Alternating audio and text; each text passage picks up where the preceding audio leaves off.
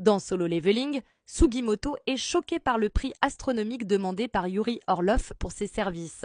Le chasseur russe affirme avec assurance qu'il peut sauver le Japon pour 3,6 milliards de dollars par an, en précisant que c'est bien moins que ce que Thomas André exigerait. Minoru se tourne vers Kanae et lui demande si elle comprend le russe ou si elle a une idée de ce que ce type raconte. Kanae avoue qu'elle ne comprend pas, mais que cela ne semble pas bon. Yuri défie Sugimoto en lui demandant s'il va sauver son pays à ce prix ou laisser tomber pour économiser de l'argent. Il leur fait comprendre qu'ils n'ont même pas de quoi négocier et même s'ils se mettaient à le supplier à genoux, ça ne suffirait pas. Sugimoto, intrigué par l'assurance de Yuri, lui demande s'il est vraiment aussi puissant qu'il le prétend. Yuri répond simplement « évidemment » et se vante qu'il est plus utile que 100 de ses petits gars derrière lui en parlant de Minoru et Kanae. Les autres chasseurs de rang S restent tendus. Bien qu'ils ne comprennent pas les mots de Yuri, ses intentions sont claires. Soudain, une barrière magique se forme autour d'eux. Yuri déclare qu'ils ne pourront plus bouger sans son autorisation. Il les défie. Essayez de sortir si vous le pouvez.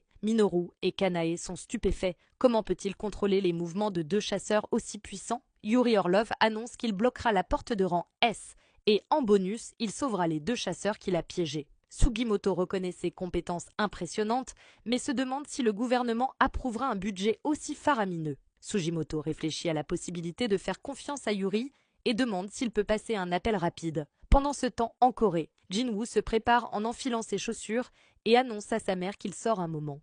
Inquiète, elle lui demande s'il y a quelque chose dont elle doit se soucier. Jin la rassure et lui dit qu'il a une promesse à tenir.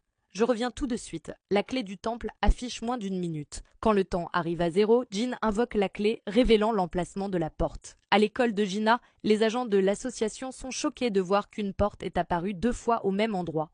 Heureusement, aucun étudiant n'est présent. Un agent tente d'arrêter une silhouette encapuchonnée, mais c'est Sang Jin-woo qui se révèle. Il demande depuis combien de temps la porte est ouverte. 3 jours. Jin panique. Il pensait que l'emplacement allait lui être révélé. Mais il se rend compte que la porte est déjà apparue. L'agent lui explique que la porte est de rang C et que les chasseurs y sont entrés il y a environ 2 heures. Jin-woo prend les choses en main, il ordonne « Annulez le raid immédiatement ». L'équipe à l'intérieur est en grand danger, je n'ai pas le temps d'expliquer. Jin-woo rentre dans le double donjon, là où tout a commencé. Abonne-toi pour la suite.